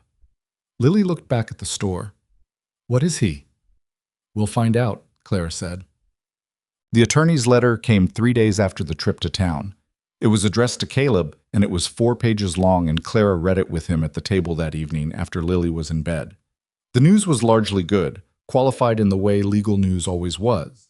The deed was unassailable, the Draper claim had no standing under current territorial law, and the alleged connection to a judge in Cheyenne, when the attorney had made discreet inquiries, turned out to be a social acquaintance of no legal significance. Draper had been making the relationship sound weightier than it was. "He was bluffing," Caleb said. "Partly," Clara said. "He can still make noise. He can still file things that take time and cost money to respond to. But the core claim is weak, and he probably knows it." Caleb set the letter down. "So what does he do next?" "He either escalates and hopes the cost breaks you," she said, "or he finds somewhere easier to put his energy." She paused. "I think if you make it clear enough that you're not going to bend, he'll move on. Men like him don't like spending resources on fights they can't win. They'd rather go find a fight they can. And how do we make it clear? She thought about it. By not behaving like people waiting for the next hit. By getting on with things. By being visible and steady and not scared. She looked at him. By going to town on Saturdays with your family and buying bulbs. He looked at her. Something in his expression shifted in a way that she'd started to be able to read. The small change that happened when she said something that landed closer to the center of things than he'd expected. My family, he said. Yes, she said. He was quiet for a moment. I want to ask you something. She waited. He reached into his shirt pocket and set something on the table. A ring, plain gold, thin, the kind of ring that had been worn every day for years and had the smoothness that came from that. She knew without being told whose it had been. She looked at it on the table between them. I put it away when Margaret died, he said. I didn't know what to do with it. I couldn't. He stopped. I kept thinking I'd figure out what to do with it, and I never did. And then you came, and I still didn't know. He looked at the ring. But I know now. What do you know, she said. That she would have liked you. He said it simply. She would have liked someone who didn't back down from Gerber. Someone who taught Lily about bulbs. He pressed his mouth together. She would have told me I was taking too long. Clara looked at the ring. She looked at him. This isn't the arrangement, he said. That's what I want you to understand. This is not because of the advertisement or the agency or the letter I wrote about work and a roof. This is... He stopped. I know I'm not easy to know. I know this winter wasn't what anyone would have chosen. I know I pulled back when I should have stepped up. And I said things by not saying things that I shouldn't have let stand. He looked at her directly. But I want to do this right. I want to do it for real. Not because I need help on the ranch, because I don't want to go back to what this house was before you came into it. She looked at the ring for a long moment. She thought about December, the depot, the cold, the bag on her lap, the thin wall between herself and Draper's voice.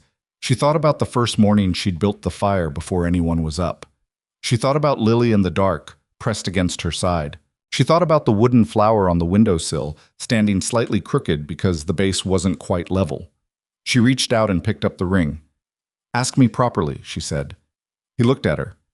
And then, slowly, with the particular awkwardness of a man who was not practiced at this and knew it, and was doing it anyway, he moved his chair back and got down on one knee on the kitchen floor, which was not swept as well as it should have been, and had a crack in one of the boards she'd been meaning to tell him about, and he looked up at her. Clara Voss, he said, will you? Yes, she said, before he got any further, because she had known the answer for long enough that waiting for the whole question felt unnecessary. He looked at her for a moment. Then he almost laughed again, and this time it came all the way out, low and real and slightly startled, the laugh of a man who had not been happy in long enough that happiness felt surprising when it arrived. He stood up. She held out her hand and he put the ring on her finger, and it was slightly too large, which she had expected, and she closed her hand so it wouldn't slide. I'll have it sized, he said. I know a woman in town who does that, she said. Mrs. Alderson, I think. The one with the hat shop. He looked at her. How do you know that? Lily told me. Lily knows where everything is in that town. He shook his head slowly.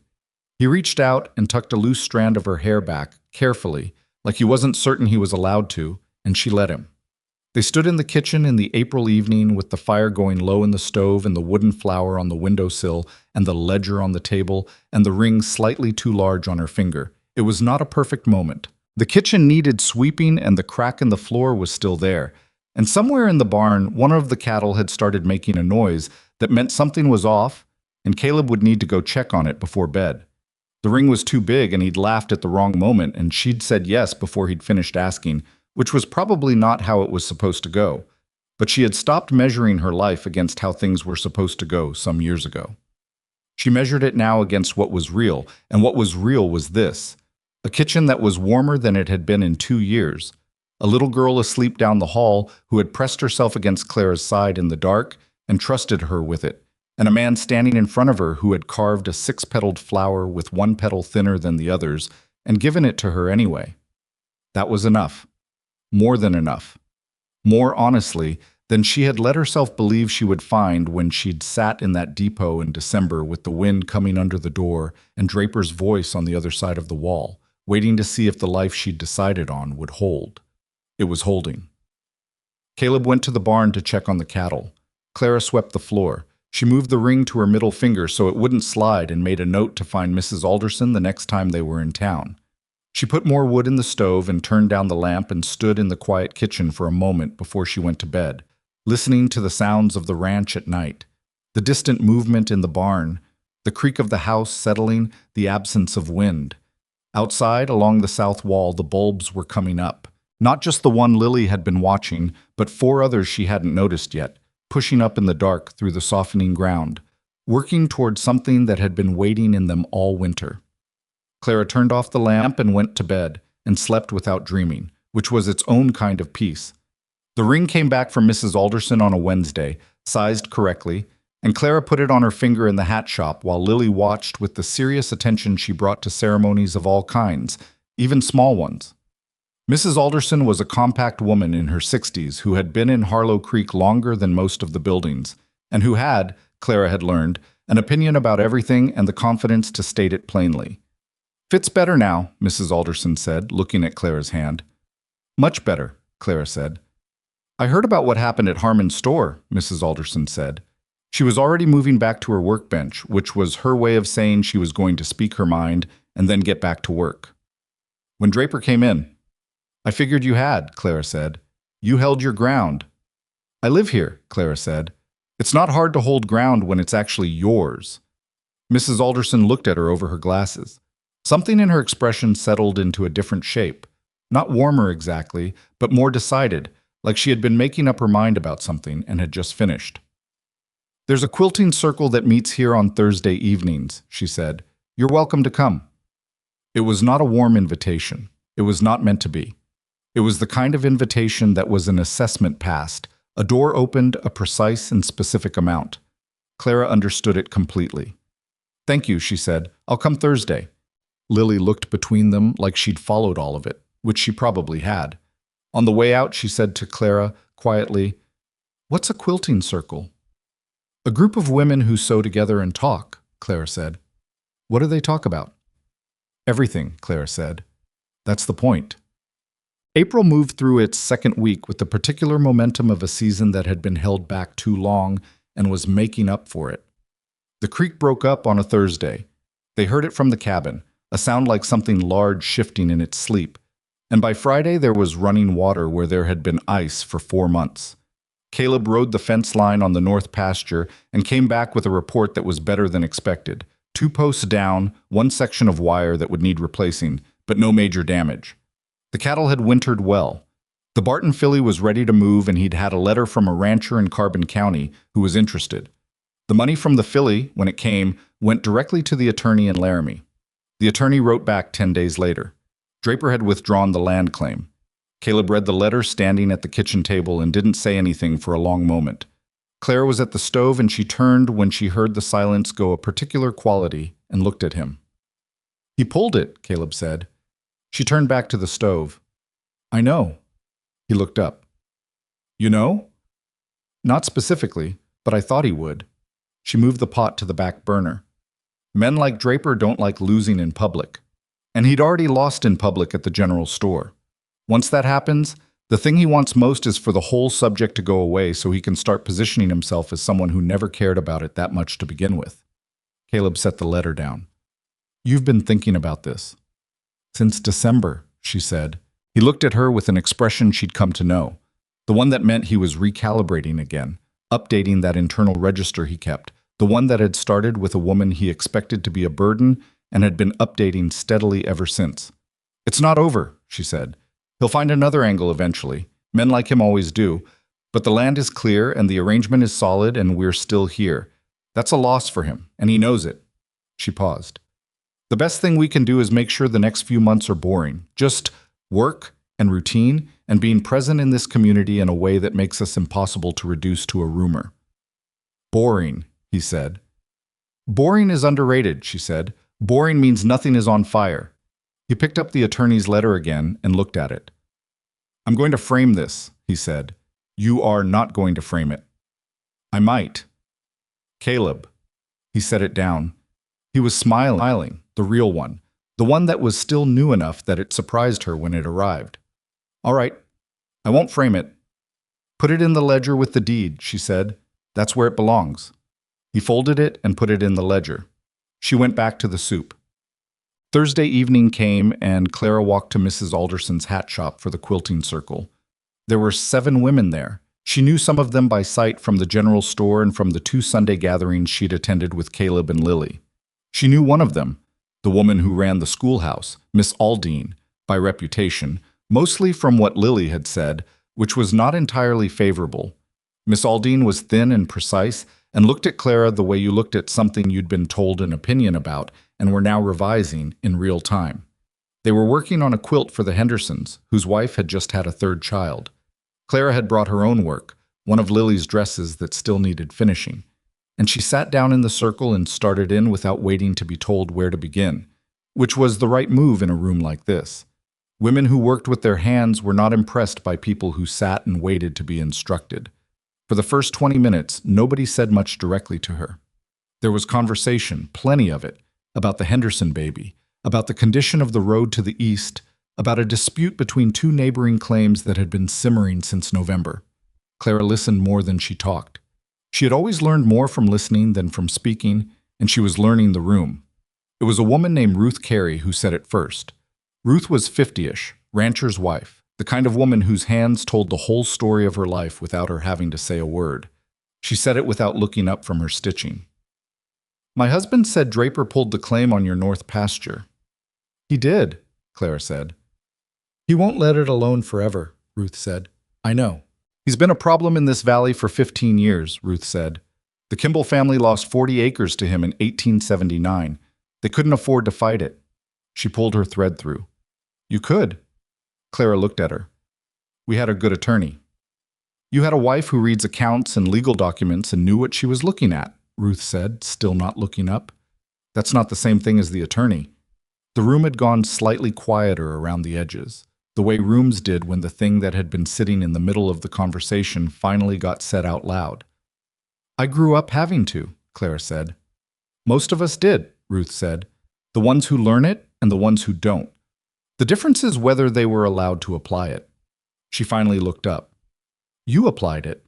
Miss Aldine across the circle said without quite inflecting it as either compliment or challenge, Lily Whitmore is doing much better with her reading. She's bright, Clara said. She just needed consistency. I know she's bright, Miss Aldine said, and there was something in the way she said it that Clara thought was probably defensiveness rather than hostility. A teacher who knew she hadn't had enough time or resources to give every child what they needed. I have 23 students and no assistant. I know, Clara said. That's not a criticism. Miss Aldine looked at her. The defensiveness didn't disappear entirely, but it shifted into something more like wariness. She talks about you, she said. I talk about her too, Clara said. There was a pause. She told the class her mother taught her a word last week, Miss Aldine said. The word was persistent. Clara kept her eyes on her stitching. It's a good word, she said. She used it correctly in a sentence, Miss Aldine said. She said, persistent means you keep going even when it's hard, like a bulb in the winter. She paused. I had to explain to the other children what she meant. Clara looked up. Miss Aldine was looking at her with an expression that was, she decided, closer to respect than anything else, even if it was wearing the face of neutrality. She figured that out herself, Clara said. I just showed her the bulb. Mrs. Alderson, who had been quiet in the corner with the precision that Clara now recognized as her preferred mode in groups, said, That child has been half alive for 2 years. Nobody disagreed. She's fully alive now, Ruth said. Clara looked back at her sewing. Her chest was doing the thing it did when something hit a place she usually kept covered, and she focused on the stitch in her hand and let it pass. Well, she said, she did most of that herself. May arrived and the valley opened up in the way that valleys on the Wyoming frontier opened. Not gently, not gradually, but with a kind of sudden insistence, like the land had been waiting and had finally run out of patience. The grass came in fast on the south slopes. The creek ran high and cold and clean, and the cattle moved out to the far pasture with the ease of animals who had endured the winter and knew they had. Along the south wall of the cabin, the tulips came up. All of them. Not just the ones that had pushed through in March, and the 4 others Clara had noticed in the dark, but all 12 of the bulbs that had been planted along that wall. Lily had confirmed the number with the kind of authority she brought to things she'd counted personally. And they came up in the first week of May with the accumulated urgency of plants that had been waiting underground for longer than one winter. They were red. Clara hadn't known that until they bloomed because the box at Harmon's store had only said tulip bulbs without specifying, and she had assumed some neutral color. But they were red, vivid, and uncomplicated about it, the kind of red that was hard to look away from against the weathered gray of the cabin wall. Lily stood in front of them for a long time the morning they opened. Caleb came around the corner of the cabin and stopped when he saw them. He stood next to his daughter and looked at the flowers, and Clara, watching from the kitchen window, saw the thing that happened to his face. Not a collapse, not grief in its acute form, but something quieter and more settled, the way a person looked when they were putting something down that they'd been carrying for a long time and had finally found the right place to set it. He put his hand on Lily's shoulder. Lily leaned into his side. Clara turned from the window and went back to what she'd been doing. Some moments were not hers to be in. She understood that. The tulips had been Margaret's. The south wall had been Margaret's idea. The fact that they were blooming now, this spring, with 3 new people tending them instead of 1, was not a replacement of anything. It was a continuation, and continuations required you to let the original thing still be what it was. She started the breakfast biscuits and listened to the quiet outside and thought about the strange arithmetic of family, how it was not addition and not subtraction, but something messier and more honest. The accumulation of people who had decided that the hard work of staying present with each other was worth more than the easier work of staying apart. She had not expected to be thinking in those terms when she got off the stage in December. She had been thinking in much smaller terms then. Work, roof, fair treatment, the most basic accounting of what a life could ask for. What she had gotten was more than accounting could hold. The first Saturday in May, they went to town. This time, when they came down the main street of Harlow Creek, Clara noticed that the quality of attention was different from what it had been in February. Not absent. People still looked, people in small towns always looked, but the looking had changed character. It wasn't the sharp, assessing kind of attention anymore. It was something else. The ordinary attention of a community recognizing its own members. Harmon said good morning to all 3 of them when they came into the store. Mrs. Alderson, passing on the boardwalk, paused and asked Lily how the tulips were coming in. Ruth Carey was at the dry goods counter and nodded at Clara in the specific way she'd been nodding since the quilting circle, which said, "I see you. I've decided you're worth seeing." It was not a transformation. Clara didn't think in those terms anymore, if she ever had. A community didn't transform. It adjusted. It updated. It recalibrated the way Caleb recalibrated.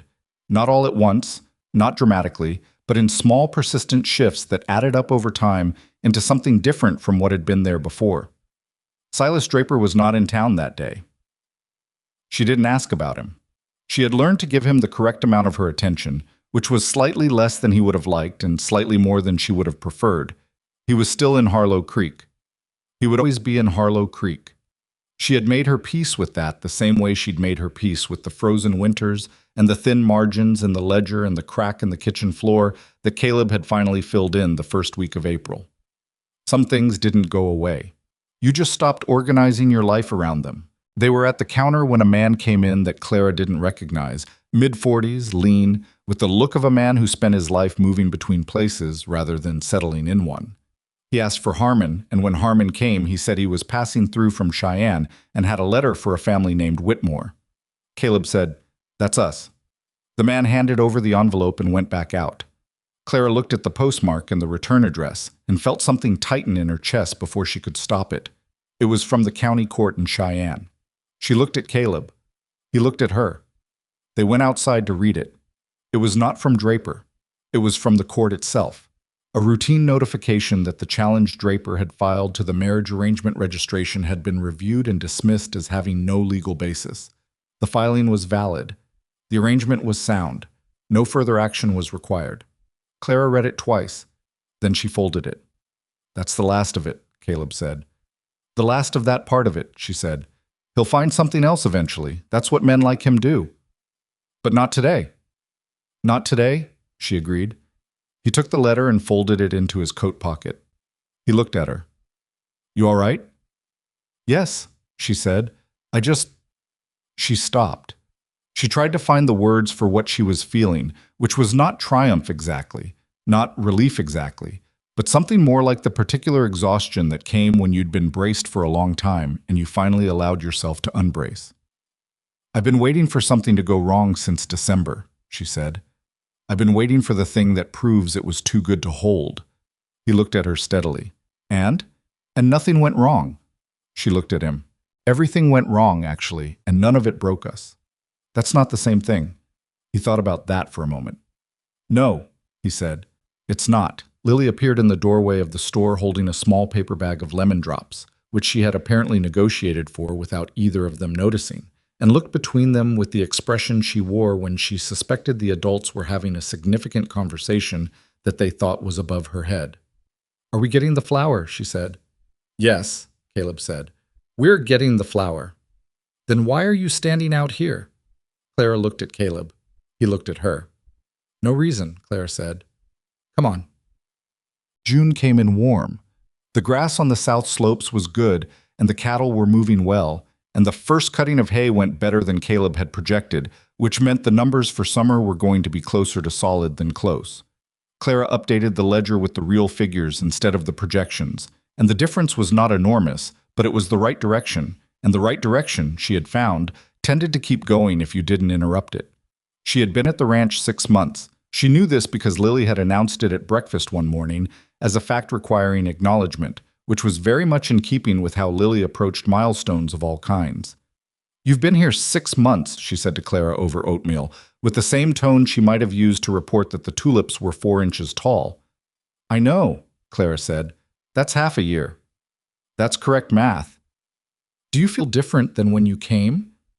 Clara looked at her. The question was Lily's specialty, the one that cut directly to the thing without any, she said. How? Less like I was waiting to find out if it was going to work, she said. More like it's just working, and I can stop bracing for it to stop. Lily considered this. Papa seems different too. Does he? He laughed at breakfast last week, Lily said. Like a real one. He used to never do that. Clara said nothing. She stirred her oatmeal. I think you did that, Lily said. I think he did that, Clara said. I was just around. Lily gave her the look she gave when she disagreed, but didn't want to argue. It was an expression that Clara suspected had a very long future ahead of it on that particular face. Okay, Lily said, in the tone that meant, I disagree, but I'm choosing not to press it at this time. Caleb came in from the barn. He looked at them both. What? He said. Nothing, they both said, which was obviously not true, and he sat down and poured his coffee and let it go, which was what he did when he suspected the conversation had been about him and had decided it was probably all right. The second week of June, Ruth Carey's husband came to the ranch with a proposition. Dan Carey was a straightforward man. Clara had met him twice now, and had formed the opinion that he said things once and meant them exactly as said, which she appreciated. He sat at the kitchen table with a cup of coffee and explained that a group of 4 ranchers in the valley, including himself, were looking at forming a cooperative arrangement for the fall cattle drive, pooling the herds to share the drive costs, which would bring the per-head cost down significantly. He was asking Caleb to join. Caleb looked at the numbers Dan brought. He asked a few questions. He looked at Clara. What do you think? He said. Dan Carey looked at Clara too. Not with surprise exactly. She had the impression Ruth had briefed him, but with the attentiveness of a man who had been told to pay attention. She looked at the numbers. What's the arrangement if one ranch has a shortfall in the drive? She said. We cover proportionally, Dan said. Shared risk. And decision-making on the trail? Majority of the 4. Tiebreaker goes to the drive leader, which we'd vote on. She looked at Caleb. Who are the other 2 families? Martin, Dan said, and the Brody operation north of the creek. Clara thought about Martin, the man who had held the door at Harmon's store, the man who had warned Caleb about Draper at the land office. She thought about what it meant to build things in a community, that it wasn't dramatic mostly. It was these small choices about who you threw your lot in with, made one at a time, accumulated into something that held. I think it's worth doing, she said. Ed. Caleb looked at her and then at Dan. Then we're in, he said. Dan nodded once. He finished his coffee. He shook Caleb's hand and then, on his way out, he stopped at the door and looked at Clara and said, Ruth says to tell you she'll bring the wool for the next circle meeting. Tell her thank you, Clara said. He went. Caleb looked at the door and then at Clara. Ruth Carey is bringing you wool, he said. She is. Ruth Carey hasn't given anyone anything since 1882, he said. When she brought a pie to the Kessler funeral and then told everyone she thought Kessler had been an idiot for the way he'd managed his water rights. She's not wrong about Kessler, Clara said. His water rights arrangement was poor. Caleb stared at her. You know about the Kessler water rights. Mrs. Alderson told me, at the circle. She started clearing the coffee cups. You learn a lot at the quilting circle. Apparently, he said. Well, late June, the evening of the longest day. Clara sat on the porch steps after Lily was in bed and watched the sky go through its slow changes in the northwest. The light that lasted too long out here in summer stretched thin and gold over the edges of the hills. The kind of evening that made the whole valley look like something a person had dreamed rather than a place they actually lived. Caleb came out and sat beside her. Not close, just beside her. The way they'd learned to be in the same space without needing to perform anything for each other. They sat for a while without talking. The creek was audible from here. Not loud, just present, the way water was. A low constant that the valley had built itself around. The cattle were quiet in the far pasture. The barn was closed. The tulips along the south wall had peaked and begun to fade, which was the way of tulips, and she had already asked Harmon to order bulbs again for the fall planting. I've been thinking about something, Caleb said. Tell me. When you got off the stage in December, he said, what did you think when you saw me? She considered the question. That you were carrying a lot, she said, and that you were used to carrying it alone. That's all? I thought you were probably not going to be easy to know. And was I? No, she said. But I wasn't either. I don't think I made it easy on you. He was quiet for a moment. You were patient, he said. I don't think I've told you that. You were more patient with me than I deserved. I wasn't being patient, she said. I was being strategic. There's a difference. He turned to look at her.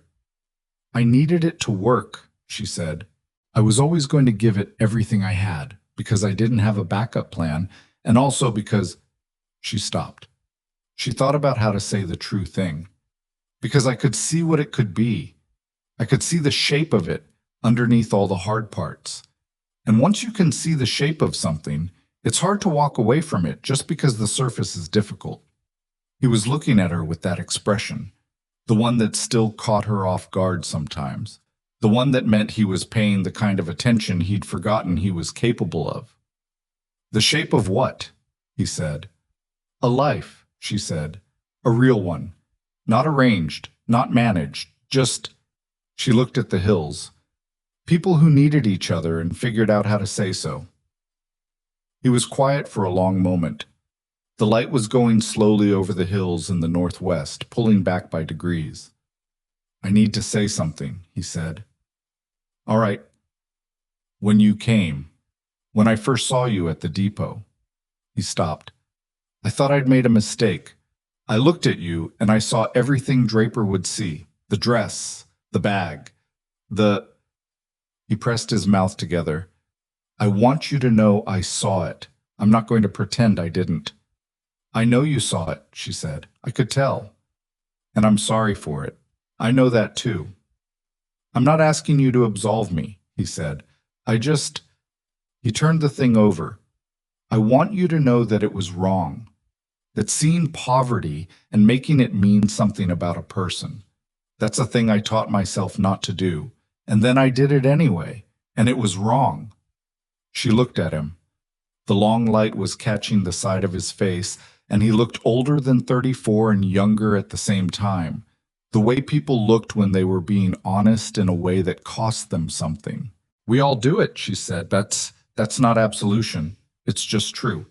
Every person I've ever met has looked at a person with nothing and made it mean something before they had any evidence. The difference is whether they correct it. Did I correct it fast enough? She thought about it honestly. No, she said, but you corrected it. He nodded once. Caleb, she said. He looked at her. You also carried a wooden flower in your coat pocket all the way from the barn, she said. And you got down on the kitchen floor to ask me something important, even though the floor needed sweeping, and you moved the shelf to get better light even when you'd had it in the same spot for years. She paused. People show you who they are in the small things more than the big ones. The big things are easy to get right when you're paying attention. The small things are what you do when you're not thinking about it. He looked at her for a moment. What am I when I'm not thinking about it? He said. Better than you think, she said. The light kept going. The valley settled into the particular blue-gray of a midsummer Wyoming evening, the kind that made distances look larger and closer at the same time, the kind that made you aware of exactly where you were standing and why. Can I ask you something? She said. Yes. Are you happy? It wasn't a simple question. She hadn't meant it to be. Happy was too small a word for most of what life actually was, and they both knew it. But there was something underneath the word she was reaching for, something about whether the life they'd built in 6 months, imperfect and close-margined and still negotiating its edges, was one that felt worth being in. He thought about it. He didn't answer fast, which was the right choice. I'm not afraid anymore, he said finally, of what the house was going to be, of watching Lily grow up in that quiet. He paused. That's not the same as happy. But it feels like the thing that has to come before it. She nodded. That's a good answer. What about you? She thought about it the same way he had, without rushing, without reaching for the easy word. She thought about December and January and the long cold of February and the crack in the kitchen floor and the letter from Draper and the quilting circle, and the tulips and the ring that had been slightly too big and was now exactly right. I feel like I'm in the right place, she said. I spent a long time not feeling that. I didn't know how much I was missing it until I had it. He put his hand over hers on the step between them. Not dramatically, just placed it there and left it. She turned her hand over and held his. They sat like that while the last of the light pulled back from the hills and the stars started coming out. First one, and then 3, and then too many to separate. The way they came out in places with no town light close enough to wash them away. Lily would probably have an opinion about the stars if she were awake, Clara thought. Lily had an opinion about most things, which was going to serve her extraordinarily well in a world that worked hard to convince women they shouldn't. She was going to make sure of that. She had already decided. There is a thing that people don't tell you about resilience, which is that it is not a personality trait. It is not something a person has or doesn't have, is born with or lacks. It is something built, slowly, from the decisions a person makes when they have run out of easier options. It is what grows in the space between what you had and what you needed. Clara Voss had built hers from necessity, from years of doing what had to be done without anyone to tell her she was doing it right. She had walked into a stage depot in December with a bag that held almost nothing and a life that had already asked too much of her, and she had stood in front of a man who'd been paid to turn her away, and she had said, I'm not getting back on the stage. That was where it started. That was the first brick. What the people of Harlow Creek saw when they looked at her that first winter was poverty. They saw a worn dress and a single bag and a woman who had arrived with nothing and they filed her away accordingly. That was a failure of imagination on their part, but it was also an understandable one, because the frontier was a place where poverty was frequently the whole story, where what a person had at the moment you met them was all you could reasonably assume they'd ever have. What they couldn't see, what Draper couldn't see, what even Caleb couldn't see at first, was that she had brought the one thing that couldn't be inventoried. She had brought the knowledge of how to keep going in the absence of everything that made keeping going easy. That is not a romantic quality. It doesn't make a person easy to live with.